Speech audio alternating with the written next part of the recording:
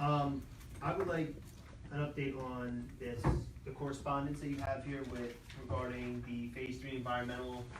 Is that obviously as the technical deficiencies, does that mean the permit's not being renewed? Well, you know, I read that correspondence, and I can tell you, I know a little bit about this, and I'm really concerned about it. Basically, what DEP is saying in phase 3's application for a permit renewal is that the company failed to comply with its laws and regulations and policies. And if you get a copy of it, which is available to you, you'll see it's like 6 or 7 pages of concerns. And the most serious concern in there is also stressed or reiterated by Roger Danielson, who was the borough manager down in Palmerton, who says that one of the things that phase 3 did down there was cover the borough's water lines by 30 feet of fill. And they have asked DEP through the borough manager to address that. Now that's, I'm told, is Palmerton's non-potable water supply system, which is very important from a firefighting standpoint because it provides the water to the hydrants of Palmerton that is now covered with 30 feet of fill. One of the permit stipulations I remember was that phase 3 was not to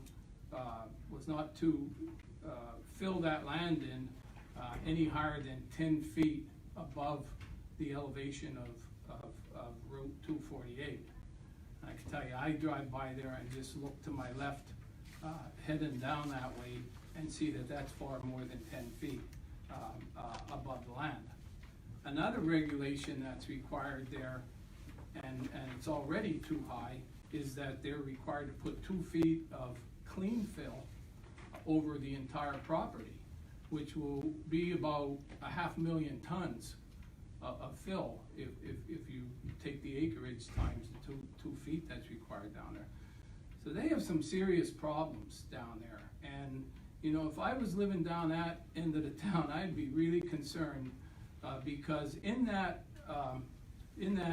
deficiency letter, it also asked phase 3 to provide the amount of fill that was regulated fill, which contains contaminants that was bringing in from different sources.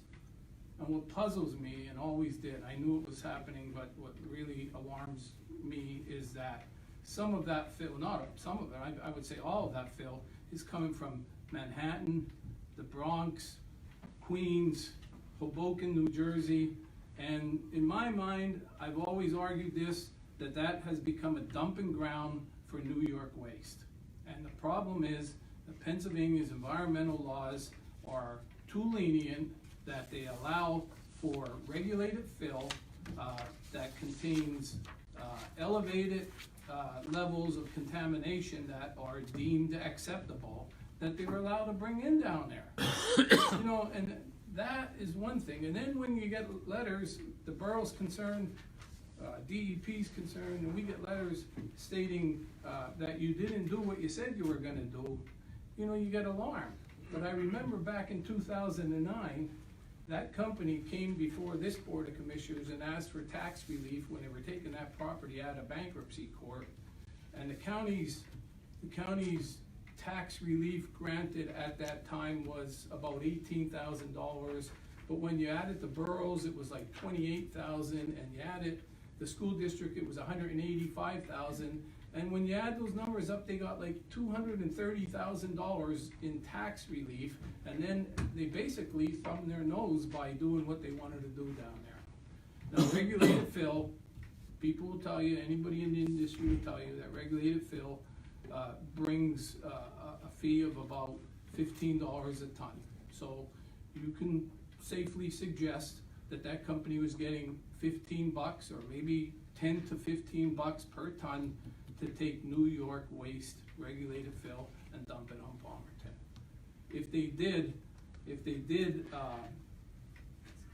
the volume that I was told was down there, 7 million tons, even if they made 10 bucks a ton, that's $70 million.